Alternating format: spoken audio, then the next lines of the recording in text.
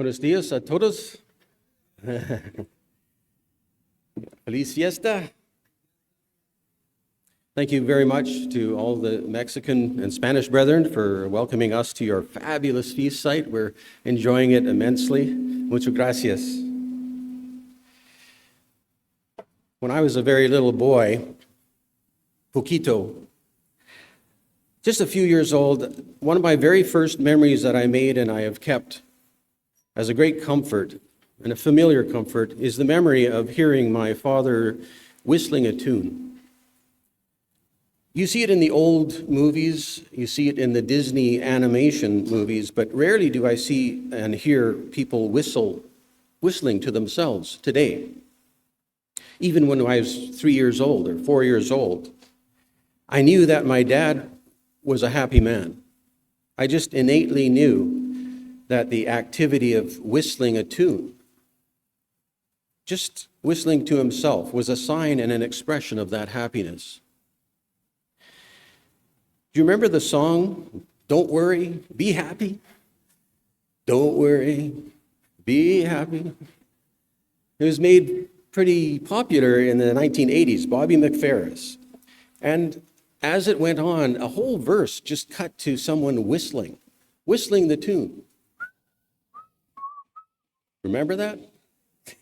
It was infectious. It was great. It really drew us in. You know, people are attracted to happy people.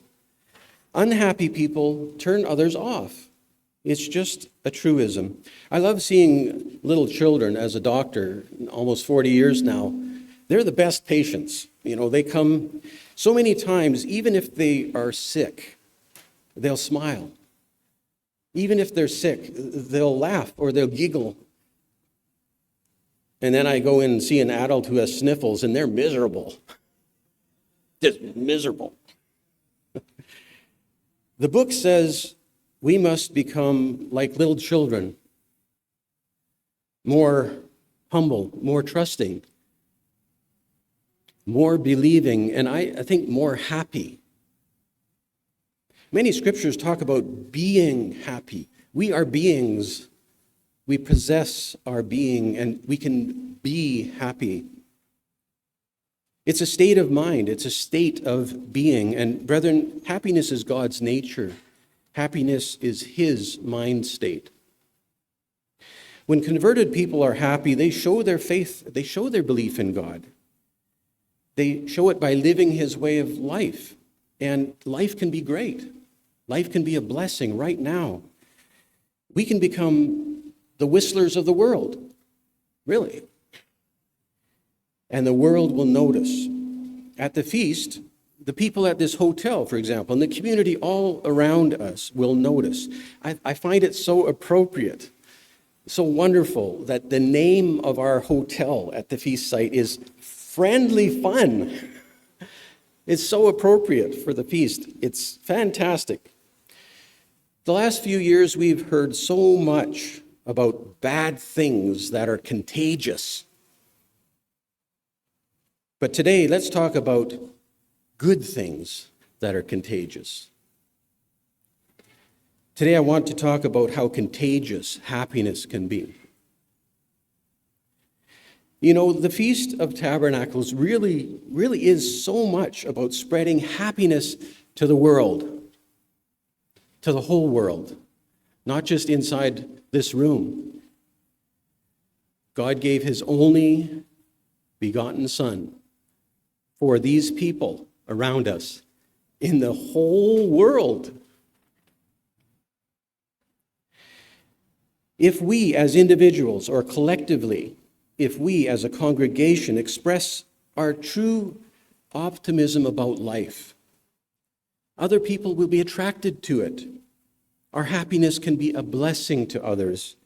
And God really wants his people to be a happy people. So I'd like to submit to you three contagious qualities about Christian happiness. The first contagious quality is humor. Contagious humor. It's amazing to realize that God created us with both the capacity and the need to laugh. We need to laugh.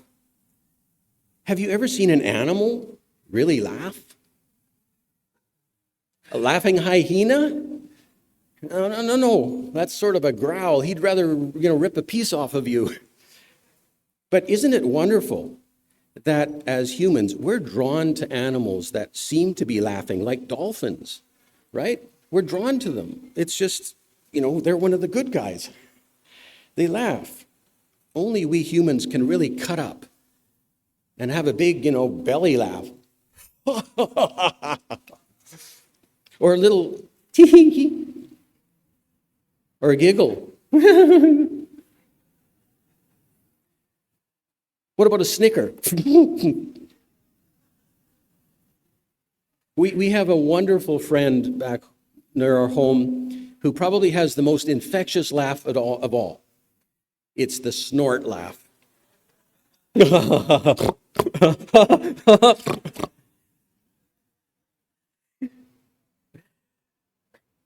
So often, brethren, laughs are themselves hilarious. We laugh at people laughing, and there's so many different kinds of laughs out there. This is God's creation. It's genius. It really is genius. God is the genius of all humor, and he made it contagious for our own good. It's a really good contagion. Do you remember the story in Luke 6? Luke 6, at times Jesus was hilarious. What did he say in Luke 6, verse 41? Why do you look at the speck in your brother's eye, but do not perceive the plank in your own eye? Hypocrite, it says in verse 42, first remove the plank from your own eye, and then you'll see clearly to remove the speck that is in your own brother's eye. Okay, so bear with me. I couldn't find a plank backstage, so this is going to have to do.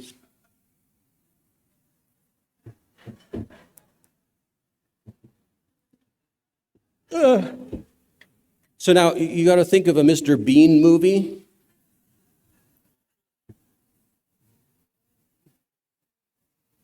Bean. Oh, right there. I see a speck. There's a speck in your eye. Here, let me get it. After all, I'm an expert at this.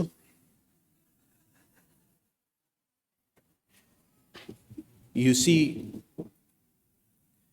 Christ actually used humor in such a wildly hilarious contrast. It was very effective. And there are many other examples of that as well. But think of the story of Balaam's donkey. Well, that's hilarious. That was from God. Remember the story in Matthew 23. I'll just summarize that. Matthew 23, verse 24. Well, starting in verse 23. Woe to you, scribes and Pharisees, you hypocrites! You pay tithe of mint and anise and cumin, and have neglected the weightier matters of the law, justice, mercy, and faith. These you ought to have done without leaving the others undone. And then he says, blind guides who strain out a gnat and swallow a camel. Can you imagine somebody meticulously straining their drink and then looking at it with a microscope? Oh, is there a little speck in it? Before he drank it. And then he walks over to the animal trough where there's a big camel soaking in it and drinks it all up with the camel. I mean, that's quite a contrast. It's hilarious when you actually paint the picture. What a visual he gives. It's outrageous humor, if you think of it. Jesus and his Father gave us humor, and he made humor contagious. That's for our happiness. Humor. It is contagious, and we can use it for good. We can think about how Jesus used it to reveal these important truths, to reveal with comical contrasts, the reality of life. You know, humor can be used at dissolving interpersonal differences. It's a wonderful tool to bring people together. Humor, it's contagious. The humor of a happy person, especially the humor of a happy Christian, is irresistible to others. We all need more humor in our lives. The second contagious quality of a happy Christian is contagious joy. Contagious joy. When we exude joy, you know, people are attracted to that. That's because joy is contagious. It is. The Greek word of joy, the meaning is exceedingly glad. It's not just happy a little bit or a smile. No, it's exceedingly glad. It's a calm delight. You see, joyfulness is a state of being. It's a state of being. It's an attitude from within. Joy comes from within. Proverbs 17, verse 22.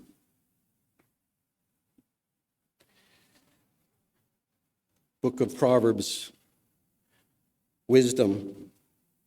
A merry or joyful heart does good like medicine, but a broken spirit dries the bones. Do we understand what this is saying? A joyful heart that's inside of us does good like medicine, but a broken spirit dries the bones. Here, the preventative medicine to avoid having a broken spirit is to keep a joyful attitude, keep a joyful heart. When we're positive and happy, we cause others to be more joyful too. I believe that we have an obligation to God, brethren. We have an obligation to learn to reflect His joy. Our attitudes and actions solicit responses in others, you see. We can use these things. They're infectious. Remember the scriptural truism, a kind or happy word turns away wrath, right? A kind word turns away wrath. Or happy word, it disarms people. It takes them back to something that's called joy. People can't resist the attraction of joy in the heart. Do you remember what Galatians 5 says? It's joy is a fruit of the Spirit, the Holy Spirit, God's character. Joy is part of God's character, and we can grow that fruit within us because it is in us. It comes from within. Joy comes from within. It's part of our character. We are believers, and when others know, for example, the staff here in the hotel or out on the street around us in the community, when they know that we're believers and they see joy in us, then it's God who is glorified. God is glorified when they see joy in us. Jesus on the Sermon on the Mount, I'm happier. He does. That's purposeful. And God made this joyful heart contagious. In fact, God made the Feast of Tabernacles. He did. And we need to believe it and show it. So the third contagious quality of a happy Christian is contentment. Contentment. Ecclesiastes 2, verse 24, are some words that were written by wise Solomon. And what does he say?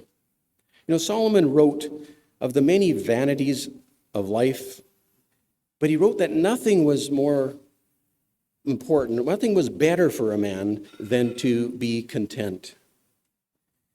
He said, nothing is better for a man than that he should eat and drink, and that his soul should enjoy good in his labor. This also I saw was from the hand of God. For who can eat and who can have enjoyment more than I? For God gives wisdom and knowledge and joy to a man who is good in his sight.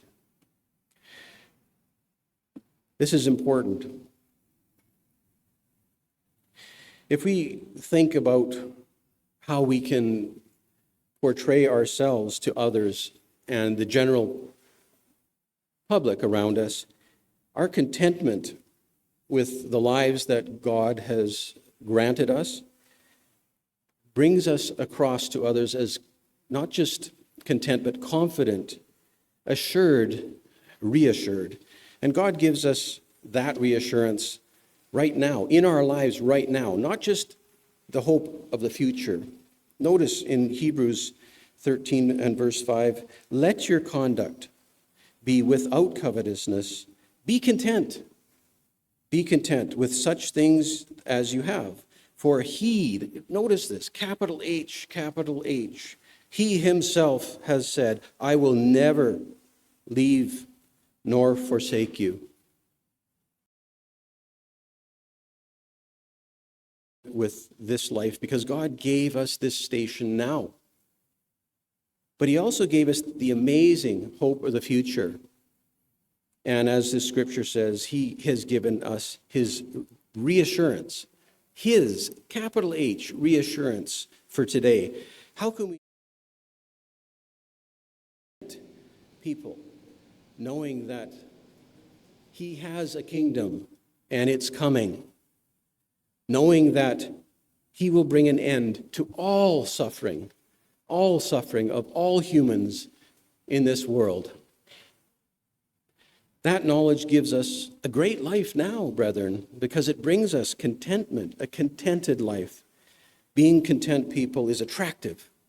Being content is contagious to others. So can we see, brethren, that God's given us? He's given us humor. He's given us joy. And he's given us contentment as infectious ingredients of our happiness. God is happy, and that's with a capital H, brethren. God is happy, and he wants us to be happy too. Part of being made in his image means that we can experience what he experiences, and that's his happiness. God invented it, and he made it contagious. And no, it's not a virus. It's our Christian happiness. So let's learn to infect others with contagious happiness.